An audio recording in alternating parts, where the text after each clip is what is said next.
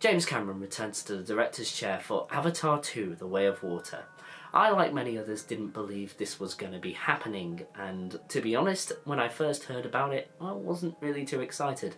I actually didn't initially enjoy Avatar 1 when it first came out. I got to revisit it years later, and some convincing from my girlfriend, I eventually went to revisit it in IMAX 3D when it came out for a limited amount of time.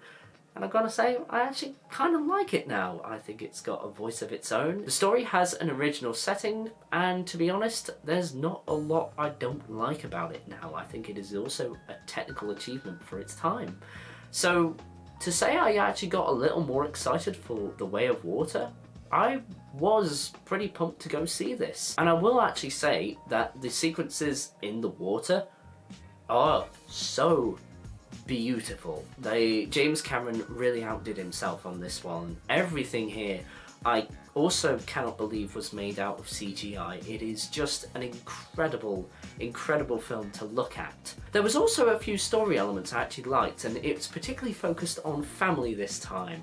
To sort of try and explain the story in as very little detail as possible, the Sky people have tracked down Jake's avatar to where the Na'vi are staying. This in turn refers to the forest people, and he has to run away and go and be with the water tribe instead. So that's kind of where the story leads us there, and through that Jake now has a family as well. There has been a bit of time, I imagine, since Avatar 1, and there is a lot of family-centered moments that I did like. I was there emotionally. But I will kind of cover that in more detail later on. I will say that the last hour of this film is pretty intense on its action. James Cameron knows how to film action. He really knocked himself out of the park. A lot of the action here is just mind-boggling, and he's shown that throughout his filmography, especially in Terminator 2. I would also say as well that this film is perfect for IMAX 3D. James Cameron knows how to use 3D. He's had a lot of practice, especially with Avatar 1, and I think he really, again, knocked himself out of the park. I don't believe 2D is the way to see this movie. You have to see it in IMAX 3D. Now, in terms of this being a visual masterpiece, it's great. However, the story, and like a lot of many other people, I have a problem with it. And I'm going to start by saying that I've not heard this from anybody just yet, but I'm sure someone has already said it.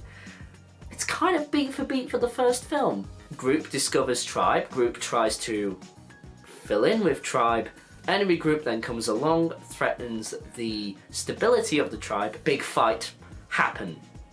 It's very much like that. And it's just a bit disappointing that James Cameron played it safe with the story. I wish somebody else had come in and kind of done something else with the movie.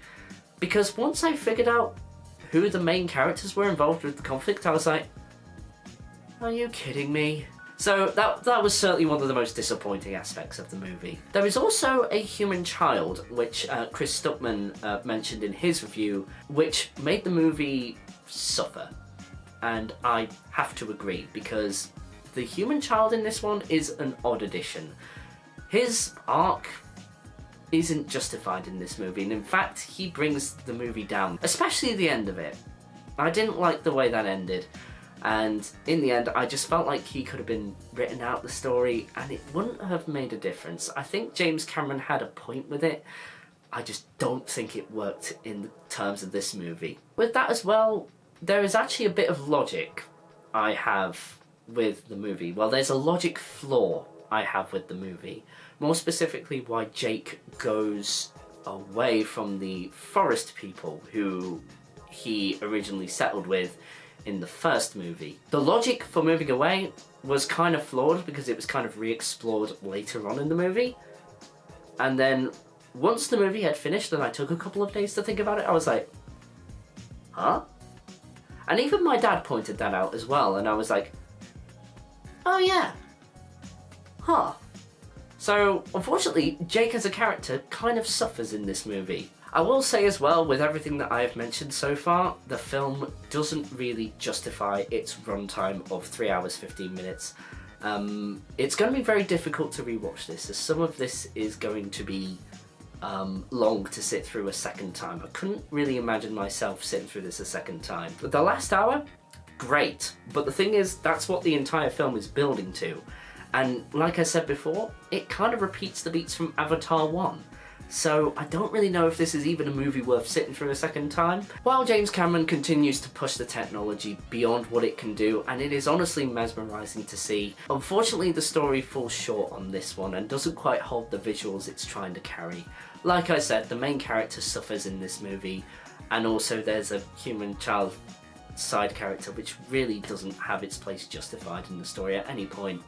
Unfortunately, overall I've left this film feeling kind of unsatisfied, to be honest, and while it is worth seeing once in IMAX 3D, I can't really say I'd be watching this one again anytime soon. Overall, a 6 out of 10. Like and subscribe and hit the bell notification to be informed of any uploads and any shorts that I will be coming up with over the next few months and weeks.